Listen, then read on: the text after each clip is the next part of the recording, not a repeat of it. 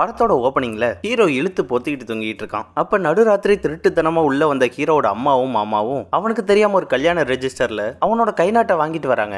அங்க ஹால்ல பார்த்தா ஹீரோவோட மொத்த குடும்பமும் உட்கார்ந்துருக்கு. கூடவே முக்காடு போட்டு கல்யாண பொண்ணு ஒண்ணு உட்கார்ந்துருக்கு. ஹீரோ எந்த பொண்ணை காட்டினாலும் கல்யாணமே பண்ணிக்க மாட்டான். அது மட்டும் இல்லாம ஜாதகப்படி இவன் இப்ப கல்யாணம் பண்ணிக்கலன்னா 7 வருஷம் கழிச்சு தான் கல்யாணம் ஆகும்னு ஜாதகத்துல சொல்லியிருக்காங்க. அதனாலதான் இவங்களே ஒரு பொண்ணு பார்த்து அவனுக்கே தெரியாம ஒரு கல்யாணத்தை பண்ணி வச்சிருக்காங்க. அர்த்தராத்திரியில இவங்க எல்லாரும் இங்க உட்காந்து பேசிட்டு இருக்க என்ன இங்க ஒரே சத்தமா இருக்குன்னு ஹீரோ பாதி தூக்கத்துல எஞ்சி வரான். அங்க அந்த முக்காடு போட்ட பொண்ணை பார்த்தவன், ஆமா யார் இந்த பொண்ணுன்னு கேட்க, இவதான் பாவம் பொண்டாட்டி, உனக்கு கல்யாணம் ஆயிடுச்சு அப்படின்னு கல்யாண பத்திரத்தை காட்டி எல்லாரும் வாழ்த்துக்கள் சொல்றாங்க. என்ன எல்லாரும் வளரிட்டு இருக்கீங்க? ஏமா முதல்ல யாருமா நீன்னு அந்த பொண்ணோட முக்காடை திறக்க அதுக்குள்ள ஒரு ரோபோ கெக்க பக்கன்னு சிரிச்சுக்கிட்டு இருக்கு. இவன் அலறி போய் அந்த கனவுல இருந்து எஞ்சிட்டான். ஹீரோ பேரு ஆரியன். மும்பைல அவங்க பெரியம்மாவோட ரோபோட்டிக் கம்பெனில வேலை பார்த்துட்டு இருக்கான். இவன் ரோபோ கூடயே வேலை பார்த்துட்டு இருக்கிறதால கடைசியில வீட்டுல நம்மள ரோபோக்கு கட்டி வச்சிருவாங்களோன்னு பயந்துட்டான். இவன் ரொம்ப ஃபிட்டான ஆளு, இருக்கிற இடம் ரொம்ப சுத்தமா இருக்கணும்னு நினைக்கிறவன். ஆனா இவன் வீட்டு வேலைக்காரி எப்படின்னா, பிளாக் காஃபில சுகர் போடாதுன்னு சொன்னா சுகரை தூக்கலா போடுவா. சாப்பாடு எண்ணெய் இல்லாம செய்ய சொன்னா எண்ணெயில தான் சாப்பாடே மிதக்கும். வீட்டை சுத்தமா வச்சுக்க சொன்னா சுத்தம் பண்ணுங்கிற பேர்ல எல்லாத்தையும் களைச்சு போட்டிருப்பா. ஆனா தூசி எல்லாம் அப்படியே தான் இருக்கும். பொறுத்து பார்த்தா அவன் மாறுற மாதிரியே தெரியல. இதுக்கு மேல இவளை வச்சு சரியா வராதுன்னு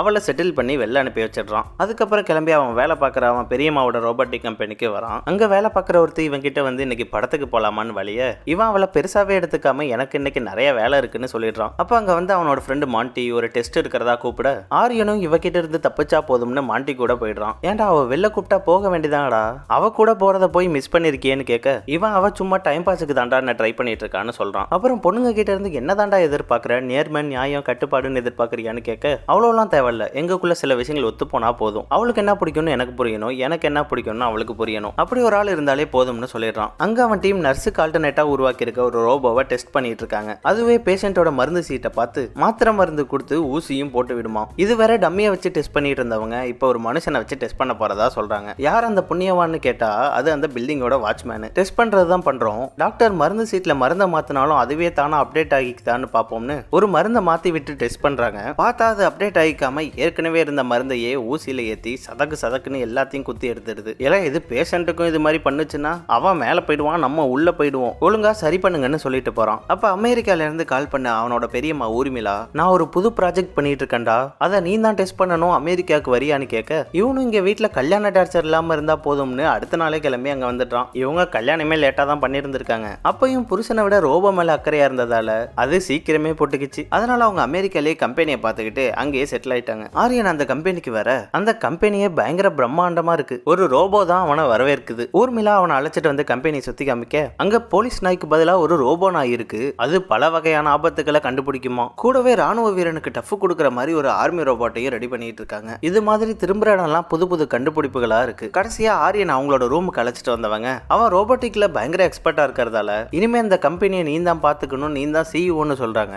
ஆனா அவங்களுக்கு பெல்ஜியம்ல அர்ஜென்ட்டா ஒரு மீட்டிங் இருக்கிறதால அவங்க அன்னைக்கே கிளம்பணும்னு சொல்றாங்க. என்ன பெரியமா நீங்க என்ன வர சொன்னீங்க, சிஇஓன்னு சொன்னீங்க, இப்ப கிளம்புறீங்க, ஏதோ புது ப்ராஜெக்ட்னு சொன்னீங்க, அதை பத்தி எதுவுமே சொல்லல, அதோட இங்க இருக்க வேலையை பத்தியும் எதுவுமே சொல்லல, இப்படி தனியா விட்டுட்டு போறிய பெரியமா, ஒன்னும் கவலைப்படாத, சீக்கிரமே வந்துருவேன், உனக்கு இங்க கம்பெனிக்கு என்னோட மேனேஜர் சிஃப்ரா இருக்கா, அவகிட்ட எல்லாத்தையும் சொல்லியிருக்கேன், அவ எல்லாத்தையும் பார்த்துப்பான்னு சொல்றாங்க. சரின்னு அவனும் கிளம்பி பெரியம்மாவோட வீட்டுக்கு வரான். அங்க அவங்க சொன்ன மாதிரி அவங்களோட மேனேஜர் சிஃப்ரா இருக்கா. ரெண்டு பேரும் ஒருத்தர் அறிமுகமாயிக்கிறாங்க. அப்ப அங்க இருந்த ஒரு கேம் கேசட்டை பார்த்தவன் எனக்கு ரொம்ப பிடிச்ச கேம்னு அவன் சொல்ல அவ எனக்கும் அது ரொம்ப பிடிக்கும்னு சொல்றா. சிஃப்ரா ஆரியன் அவனோட ரூம்ல வந்து விடுறா. அவன் அந்த ரூமோட பெயிண்டிங்கை பார்த்துட்டு அவனுக்கு ரொம்ப பிடிச்ச கலர்னு சொல்ல அவளும் உடனே எனக்கு ரொம்ப பிடிச்ச கலர்னு சொல்றா. ஒருவேளை பெரியம்மா தான் முன்னாடியே தனக்கு பிடிச்சதை அவகிட்ட சொல்லிருப்பாங்களோன்னு நினைச்சுக்கிட்டவன் பெரியம்மா தானே இதெல்லாம் சொன்னாங்கன்னு கேட்க ஏன் எனக்கும் இதெல்லாம் பிடிச்சிருக்க கூடாதான்னு கேட்டுட்டு போறா. அதுக்கப்புறம் ரெஸ்ட் எடுத்துட்டு ஃப்ரெஷ் அப் ஆகி வரான். அங்க பார்த்தா அவனோட ட்ரெஸ் எல்லாம் பக்காவா அரேஞ்ச் பண்ணிருக்கு. ட்ரெஸ் எல்லாம் மாத்திட்டு வந்து அவகிட்ட காஃபி கேட்கறான். அவ கரெக்டா பிளாக் காஃபி போட்டு கொடுக்குறா. ஆமா எனக்கு பிளாக் காஃபி தான் பிடிக்கும்னு உனக்கு எப்படி தெரியும், இதுவும் உனக்கு பிடிக்குமான்னு கேட்க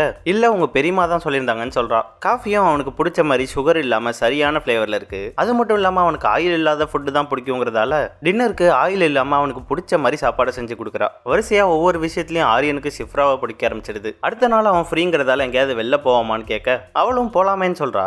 அவனும் பெரியம்மா வாங்கி கொடுத்த புது பைக்ல அவளை ஒரு லாங் டிரைவ் அழைச்சிட்டு போறான். அவ கூட பைக் டிரைவ் வந்ததை பயங்கர ஹாப்பியா ஃபீல் பண்றான். அது மட்டும் இல்லாம சிஃப்ரா அவனுக்கு பிடிச்ச மாதிரி வீட்டை சுத்தமா வச்சுக்கிட்டு என்னென்ன பிடிக்குமோ புரிஞ்சு வச்சுக்கிட்டு அவனுக்கு பிடிச்ச சாப்பாட்டெல்லாம் அக்கறையா செஞ்சு கொடுக்கறதால அவளை அவனுக்கு ரொம்ப பிடிச்சு போயிடுது. சரி எதுக்கும் ஆள் இருக்கான்னு கன்ஃபார்ம் பண்ணி போன்னு யாராவது பாய் ஃப்ரெண்ட் இருக்காங்களான்னு கேட்கறான். அவ அப்படி யாரும் இல்லைன்னு சொல்றா. அப்போ உனக்கு எந்த மாதிரி பாய் ஃப்ரெண்ட் இருக்கணும்னு ஆசை இருக்குன்னு கேட்க அவன் எனக்கு ஆரியன் மாதிரி இருக்கணும்னு ஒரே போடா போட்டுடுறா.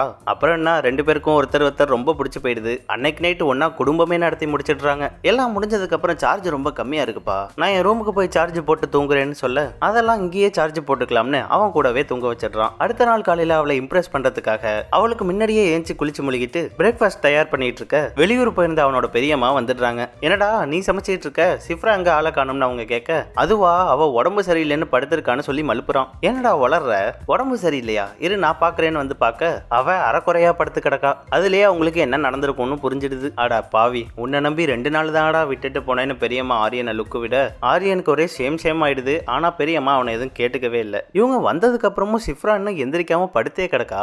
அடியே இன்னும் நடி தூங்கிட்டு இருக்க, பெரியம்மா வந்திருக்காங்க எந்திரடின்னு சொல்ல அவ கண்ணை திறந்து வாய பொழந்தபடியே படுத்து கிடக்கா. அவளுக்கு என்ன ஆச்சுன்னு ஆரியனுக்கும் ஒண்ணுமே புரியல. இவளுக்கு என்ன ஆச்சுன்னு தெரியலமா, யாராவது டாக்டர் வர சொல்லுங்கன்னு இவன் பதறான். ஆனா ஊர்மிளா அதை பெருசாவே எடுத்துக்க மாட்டாங்க. அவ அப்படிலாம் எந்திரிக்க மாட்டா, நீ கொஞ்சம் நகருன்னு சொன்னவங்க அவ கையில சார்ஜரை குத்தி விடுறாங்க. சார்ஜ் இல்லாம பவர் ஆஃப் ஆகிட்டு சார்ஜ் போட்டு விட்டுருக்கேன், ஏற கொஞ்சம் நேரம் ஆகும்னு சொல்றாங்க. அதை கேட்டு ஆள் அப்படியே மொழி பிதுங்கி போயிடுறான். இதுதான் ஊர்மிளா பெரியம்மா சொன்ன அந்த பயங்கரமான ப்ராஜெக்ட் சிஃப்ரா. அதை இவனுக்கே தெரியாம இவனை வச்சு டெஸ்ட் பண்ணிட்டாங்க. இவன் இங்கே உண்மை தெரிஞ்சு செம்ம கான்ல இருக்கான். பெரியம்மா அவங்க டீமுக்கு கால் பண்ணி நம்ம ஜெயிச்சிட்டோம்னு சொல்றாங்க. இவன் ஏன் ரோபோட்னு என்கிட்ட சொல்லலேன்னு இவன் கேட்க, அதானடா டெஸ்டே, உன்னால அவளை ரோபோன்னு கண்டுபிடிக்க முடியுதான்னு பார்த்தேன்னு சொல்றாங்க. ஒரு ரோபோட்டிக் இன்ஜினியராலேயே ஒரு ரோபோவை கண்டுபிடிக்க முடியல. இவனுக்கு சிஃப்ரா மேல ஈர்ப்பு வரணும்னு இவங்க சிஃப்ராக்கு ஆரியனுக்கு பிடிச்ச எல்லாத்தையும் ப்ரோக்ராம் பண்ணி விட்டுருக்காங்க. அவளும் இவனுக்கு பிடிச்ச மாதிரி இருந்திருக்கா. ஆனா ஆரியன் அவனுக்கும் சிஃப்ராக்கும் இருந்தது பாண்டிங்னு நினைச்சிட்டு இருந்ததெல்லாம் இப்போ உடஞ்சு போயிட்டு சிஃப்ராக்கு மனுஷங்களோட சின்ன சின்ன எமோஷன்ஸையும் புரிஞ்சுக்கிற மாதிரி தான் ப்ரோக்ராம் பண்ணிருக்காங்க. முக்கியமா ஆரியனோட ஃபீலிங்ஸ். அதான் இவனுக்கு லவ் வந்தோன்னா அவளுக்கும் உடனே லவ் வந்திருக்கு. சிஃப்ராவால மனுஷங்க மாதிரி சாப்பிட கூட முடியும். ஆனா அவ அதை மெல்ல கூட மாட்டா, டைரக்டா வயிற்றுல வந்து விழுந்துரும். அதுக்கு வயிற்றுல ஒரு பட்டன் இருக்கு, அது டிவிடி பிளேயர் மாதிரி வெளில வரும், திரும்பி அதை எடுத்துக்கலாம். இதுல பல வருஷமா தோத்து போய் இப்பதான்டா அந்த ப்ராஜெக்ட் ஜெயிச்சிருக்கு, அதுக்கு நீ தான் சரியா வருவேன்னு உன்னை வச்சு டெஸ்ட் பண்ண, இதை போய் பெருசா எடுத்துக்கிட்டு இருக்க, அப்படியே ஃப்ரீயா விடுறான்னு கேஷுவலா சொல்லிடுறாங்க. ஆனா இவன் முழுசா சிஃப்ரா மேல காதல்ல விழுந்ததால அவனுக்கு இது மிகப்பெரிய வழியாயிடுது. அதுல இருந்து சிஃப்ரா கூட பேசாமையே இருக்கான். அவ வந்து பேசினாலும் இவன் விலகி போறான். அதுல இவனை பார்த்து அவளும் சோகமாயிடுறா. என்னதான் அவ ஒரு ரோபோவா இருந்தாலும் பார்க்க பொண்ணு மாதிரி இருக்கிறதால அவ ஒரு ரோபோன்னு தெரிஞ்சும் இவனுக்கு அவன் மேல இருக்கிற லவ் குறையவே இல்லை. அதனால இங்க இருந்தா எங்க ரோபோவை கல்யாணம் பண்ணிடுவோங்கிற பயத்துல இங்க இருந்து கிளம்புனாதான் நல்லதுன்னு அங்க இருந்து கிளம்பி ஊருக்கே வந்துடுறான். அங்க இந்த சோகத்துல சரக்க போட்டுக்கிட்டு இருந்தா இவன் ஃப்ரெண்டு வேற, என்ன மச்சான் அங்க ஏதாவது கேர்ள் ஃப்ரெண்டு பிடிச்சியான்னு கேட்டுக்கிட்டே இருக்கான். அவனும் சிஃப்ராவோட போட்டோவை காமிக்க அதை பார்த்து இவன் இவ்வளவு அழகா இருக்கான்னு வாய பொழந்துடுறான். அப்புறம் ஏன்டா சோகமாவே இருக்கேன்னு கேட்க அப்பதான் அவ பொண்ணு இல்ல ஒரு ரோபோங்கிற மேட்டரை சொல்றான். ஏண்டா பக்கத்துல இருக்கிறப்ப தொடுறப்ப கூடவா ஒன்னும் தெரியல, பாக்குறது தொடுறது மூச்சு விடுறது ரியாக்ஷன் கூட மனுஷங்க மாதிரி தாண்டா பண்றா, ஏன் அவ பாடி டெம்பரேச்சர் கூட மனுஷங்க லெவல்ல தான் இருக்குன்னு சொல்றான். இவன் இப்படி மனம் உடைஞ்சு போயிருக்கிற நேரத்துல தான் அவனோட அம்மா உனக்கு ஒரு பொண்ணு பார்த்திருக்கோண்டா, 2 பேருக்கும் ஜாதகமும் நல்லா பொருத்தமா இருக்குன்னு சொல்றாங்க. இவனும் இப்ப இருக்க நிலைமைக்கு அம்மா பார்த்த பொண்ணையே கல்யாணம் பண்ணிப்போம்னு ஓகே சொல்லிடுறான். அவங்களும் இவனை விட்டா மனசு மாறிடுவான்னு அடுத்த நாளே வீட்டுல என்கேஜ்மெண்ட் ஏற்பாடு பண்ணிடுறாங்க. அன்னைக்கு அவனுக்கு வீடியோ கால் பண்ண பெரியம்மா அவனுக்கு வாழ்த்துக்கள் சொல்றாங்க. ஒரு வழியா சிஃப்ராவோட நினைப்பு போயிடுச்சு போல, நல்ல விஷயம் தான். ஆமா பெரியம்மா, 2 நாள் ஒரு மாதிரி இருந்துச்சு, அப்புறம் அப்படியே மறந்துட்டேன்னு சொல்றான். நான் உன்னை வச்சு அடுத்த கட்ட டெஸ்டிங் பண்ணலான்னு பார்த்தேன், ஆனா உனக்கு இப்ப அங்க கல்யாண வேலை இருக்கும், நீ அதை பாரு, நான் இங்க வேற ஆளை வச்சு கண்டினியூ பண்ணிக்கிறேன்னு சொன்னவங்க சிஃப்ரா கிட்ட போனை கொடுத்து ஆரியனுக்கு வாழ்த்துக்கள் சொல்றாங்க. அவளும் வீடியோ கால்ல ஆரியனுக்கு என்கேஜ்மெண்ட் வாழ்த்துக்கள் சொல்லிட்டு போறா. இவ்வளவு நேரம் அரை மனசா இருந்தவனுக்கு இப்ப திரும்ப அவளோட நினப்பு வர ஆரம்பிச்சிடுது. அவளை ரொம்ப மிஸ் பண்ற மாதிரி ஃபீல் பண்ண ஆரம்பிச்சிடுறான். இப்ப என்ன பண்ணலான்னு யோசிச்சவன் அங்கிருந்து திருட்டுத்தனமா செவ்வரேறி குதிச்சு கிளம்ப பார்க்க அங்க திருட்டுத்தனமா தம் அடிச்சுக்கிட்டு இருந்த தாத்தா அவனை பார்த்துட்டுறாப்ல. உள்ள நிச்சயத்தை வச்சுக்கிட்டு எங்கடா செவ்வரேறிட்டு இருக்க, தாத்தா நான் வேற ஒரு பொண்ணை லவ் பண்றேன், அவளை பார்க்க தான் போறேன், நீ இங்க எப்படியாவது சமாளிச்சிடுன்னு சொல்ல அவரு நீ போடா பேராண்டி நான் பாத்துக்கிறேன்ட்டு வழி அனுப்பி வைக்கிறாப்ல. இந்த விஷயத்தை தெரிஞ்சு இப்படி ஆயிடுச்சுன்னு வீட்டுல எல்லாரும் சோகமா உட்காந்துருக்க தாத்தா அவங்கள விட பெர்ஃபார்ம் பண்றேன்னு அவனை நானாச்சும் ஒழுங்கா வளர்த்துருக்கணும்னு அவர் மேல பழிய போட்டு ஃபீல் பண்றாரு.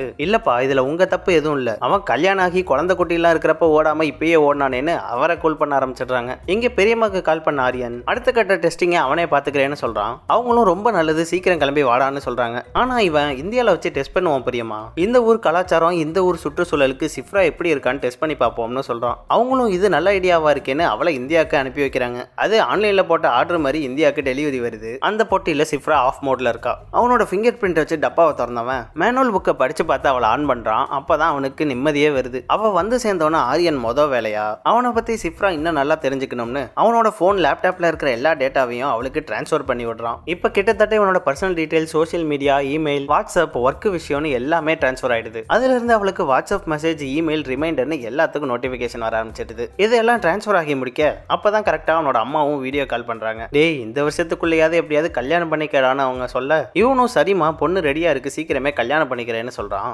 வீடியோ கால்ல அம்மாவுக்கு சிஃப்ராவை காட்ட அவங்க சிஃப்ராவோட அழகை பார்த்து வாயை பொளந்துடுறாங்க. ஹாய் ஷர்மிளா, எப்படி இருக்கீங்க? என்னடா இந்த பொண்ணு என் பேரை சொல்லி கூப்பிடுது? அமெரிக்கா பொண்ணுமா, போக போக நம்ம வழக்கத்துக்கு மாறிடுவா. அவங்களும் ஆமா ஆமா அமெரிக்கால இதெல்லாம் சாதாரணம் தானே. பொண்ணை பார்த்ததுல பயங்கர சந்தோஷமானவங்க. வீட்டுல எல்லார்கிட்டையும் குஷியா இந்த விஷயத்த சொல்றாங்க. அதே மாதிரி அன்னைக்கு நைட் அவன் ஃப்ரெண்டு மாண்டி கிட்ட சிஃப்ராவை இன்ட்ரோ பண்ணி வைக்கிறான். அவனால இவ ஒரு ரோபோங்கிறத நம்பவே முடியல. அதனால ஆரியன் சிஃப்ரா கிட்ட மாண்டி பேசுறத ரிப்பீட் பண்ண சொல்ல, அவ மாண்டியோட குரல்லையே அவன் பேசுறத ரிப்பீட் பண்றா. அதை பார்த்து மாண்டி அப்படியே ஷாக் ஆயிட்டான். அதுக்கப்புறம் அப்படியே சிஃப்ராவை மும்பைல இருந்து பார்சல் பண்ணி டெல்லிக்கு அழைச்சிட்டு வரான். ஏர்போர்ட்ல இருந்து வீட்டுக்கு போற வழியில வீட்டுல எல்லார்கிட்டையும் எப்படி பேசணும்னு சொல்லி கொடுத்துக்கிட்டே வரான். உன்னை விட வயசுல பெரியவங்களை முத தடவை பார்த்தேன்னா அவங்க காலில் வெல்லணும், என் அம்மாவை அம்மான்னு கூப்பிடணும். அப்படி உனக்கு யாராவது காசு வச்சு கொடுத்தா இல்லங்க பரவாயில்ல இருக்கட்டும்னு சொல்லணும் அப்படின்னு எல்லாத்தையும் சொல்லி கொடுத்துக்கிட்டே வீட்டுக்கு வந்து சேர்றாங்க. அங்க சிஃப்ராவை பார்த்து குடும்பமே வாய பொளந்துடுறாங்க. ஆரியனோட அம்மா 2 பேருக்கும் ஆரத்தி எடுத்துட்டு தட்டுல பணம் வைக்க வேற, இவ அதெல்லாம் பரவாயில்ல இருக்கட்டும்னு காசை வாங்கிக்கிறா. ஆரியன் சிஃப்ராவை பெரியவங்க காலில் விழ சொல்றான். அவளும் பெரியவங்க எல்லார் காலையும் விழுந்துட்டு வீட்டுல இருக்க குட்டி பையனோட காலையும் விழுந்துடுறா. ஏய் சிஃப்ரா, அவனுக்கு 7 வயசு தாமா ஆகுது, உன்னை விட சின்ன பையன்னு சொல்ல, அவ எனக்கு 1 வயசு தானே ஆகுதுன்னு சொல்றா. எல்லாரும் அப்படியே திருன்னு முழிக்க ஆரியன் அவ ஜோக் அடிக்கிறாமான்னு சொல்லி மலிப்பிடுறான். அதுக்கப்புறம் எல்லாரும் சிஃப்ராவை ரவுண்டு கட்டி உட்காந்து பேசிக்கிட்டு இருக்காங்க. இந்த அழகான பொண்ணை எப்படா பிடிச்சேன்னு தாத்தா கேட்க, அப்பதான் இவ ஊர்மிளா கூட வேலை பார்க்கறதாவும் அங்க இருந்து லவ் பண்ண ஆரம்பிச்சதாவும் சொல்றான். அவ என்கிட்ட எதுவுமே சொல்லவே இல்லைன்னு அம்மா கேட்க, ஆரியன் அதை நீங்க அவங்கள்ட்டயே கேட்டுங்கன்னு சொல்லிடுறான். சரி அதெல்லாம் இருக்கட்டும், சிஃப்ராவோட பிறந்த இடம் பிறந்த தேதி சொல்லு, ஜாதகம் பார்ப்போம்னு அம்மா கேட்க, அவனோட அப்பாவும் சிஃப்ராவோட அம்மா அப்பாவை பத்தி கேட்கிறாரு. அதுக்கு இவன் சிஃப்ரா அனாதை பொண்ணு, ஆசிரமத்துல தான் வளர்ந்தான்னு ஒரே போடா போட்டுடுறான். சரி நீ உங்களும் அப்ப சிஃப்ரா வீட்டுல பேச வேண்டியது இல்லைன்னு என்கேஜ்மெண்ட்டையும் கல்யாணத்தையும் கூடிய சீக்கிரமே வச்சுக்கலாம்னு சொல்றாங்க. அப்ப ஆரியனோட அம்மாவுக்கு கால் பண்ண ஊர்மிளா, என்னப்பா எப்படி இருக்க, சிஃப்ரா எப்படி இருக்கான்னு விசாரிக்கிறாங்க. அவளுக்கு என்ன அவ்வளோ அழகா இருக்கா, உன்னாலதான் எனக்கு ஒரு நல்ல மருமக கிடைச்சிருக்கான்னு சந்தோஷத்துல குதிக்க, ஊர்மிளாக்கு இவங்க என்ன சொல்றாங்கன்னே புரியாம முழிக்கிறாங்க. அவளுக்கு அம்மா அப்பா இல்லைன்னு தெரியும், நீ ஒன்னும் கவலைப்படாத நாங்க பாத்துக்கிறோம்னு சொல்லிட்டு இருக்க. இவங்க 2 பேரும் பேசிட்டு இருக்கிறத பார்த்த ஆரியன் வீடியோ கால்ல குறுக்க பூந்துடுறான். பெரியமா வீட்டுல சிஃப்ராவை எல்லாருக்கும் பிடிச்சிருக்கு, எல்லாரும் ரொம்ப சந்தோஷமா இருக்காங்கன்னு சொன்னவன் அம்மா கிட்ட இருந்து போனை வாங்கிடுறான். ஆரியன் அங்க என்னடா நடக்குது? சிஃப்ராவை நம்ம குடும்பத்து கூடயே பழக வச்சுக்கிட்டு இருக்கேன், இங்கே ஒருத்தருக்கும் அவ ரோபோட்னே தெரியல, அதுதான் நம்மளோட வெற்றி. பெரியமா ஏதோ சொல்ற, இருந்தாலும் இது பெரிய ரிஸ்க்டா, வீட்டுல எதுவும் கலவரம் ஆகாம பாத்துக்கன்னு சொல்ல, நான் இருக்கப்ப நீங்க ஏன் பயப்படுறீங்க, எல்லாத்தையும் நான் பாத்துக்கிறேன்னு சொல்றான். அடுத்த நாள் காலையில சிஃப்ரா அவ சமைக்கிறதா சொல்ல, ஆரியன் வீட்டு வேலைக்கார முத கொண்டு அவன் குடும்பத்தாளுங்க மொத்த பேரையும் கொல்லப்பக்கம் கார்டன்ல உட்கார வச்சிடறான். இருந்தாலும் அம்மாக்காரி மருமக என்ன சமைக்கிறான்னு கொஞ்சம் ஆர்வத்துல உள்ள வந்து பார்க்க, அங்க அவ ஒரே சமயத்துல 2 சட்டில 2 கையால செஞ்சுக்கிட்டு இருக்கா. அதை பார்த்து அம்மா ஷாக் ஆயிடுறாங்க. என்னடா 2 கையால சமைக்கிறான்னு கேட்க, என்ன நீ இதுக்கே ஷாக் ஆகுற, அவ இதை விட நிறைய வித்த தெரிஞ்சவ, இப்ப நீ வெளில இருமா, அப்பதான் அவ பதட்டம் இல்லாம சமைப்பா. டேய் நிறைய பேர் இருக்கோண்டா, சமைக்கிறதுக்கு ரொம்ப நேரம் ஆகும், ஏதாவது உதவி தேவைப்படும்னு சொல்லிட்டு இருக்காங்க. அதுக்குள்ள அவ சாப்பாடு ரெடினே சொல்லிடுறா. அம்மாக்காரி வாய பொளந்துடுறாங்க. சிஃப்ரா தடப்புடலாம் சமைச்சு எல்லாருக்கும் பரிமாற, குடும்பத்தாளுங்க எல்லாருக்கும் அவளோட சாப்பாடு ரொம்ப பிடிச்சு போயிடுது. மருமகளை எல்லாரும் பாராட்டி தள்ளிடுறாங்க. அடுத்த நாள் நைட்டு 2 பேருக்கும் என்கேஜ்மெண்ட் ஏற்பாடு நடக்குது. அதுல ஒரு சொந்தக்கார ஆண்டிக்கு ஆரியனுக்கு ஒரு அழகான பொண்ணு கிடைச்சதுல வயிறு எரிய ஆரம்பிச்சிருது. ஆரியன் பாரு அழகான ஒரு பொண்ணை பிடிச்சிட்டான், நீ இன்னும் அப்படியே இருன்னு அவன் பையனை வேற திட்டுறாங்க. இதோட விடாம ஆரியனோட அத்தை கிட்ட வந்தவங்க, பொண்ணு ரொம்ப அழகா லட்சணமா இருக்கா, ஆனா அவங்க அப்பா அம்மா யாரு எதுன்னு எதுவுமே நமக்கு தெரியாதே அப்படின்னு கருக ஆரம்பிக்க, ஆரியனோட அத்தை இனிமேவே எங்க வீட்டு பொண்ணு, அதை நாங்க பாத்துக்கிறோம், நீங்க போய் குலோப் ஜாமுனை தின்னுங்கன்னு அனுப்பி விட்டுறாங்க.